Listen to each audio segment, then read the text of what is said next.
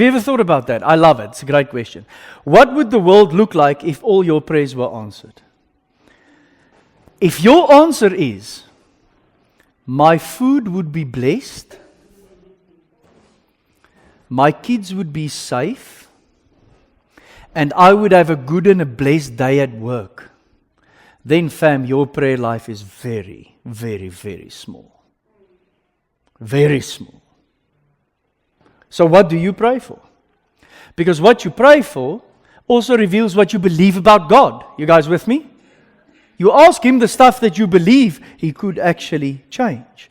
Do we pray that God would move? Do we pray that He would act? Do we pray that He would work through us? Do we pray that His glory would be revealed on the earth? Do we pray that God would stretch us and that He would empower us and that He would use us? Or do we pray, bless the food? In your name, Lord Jesus, amen.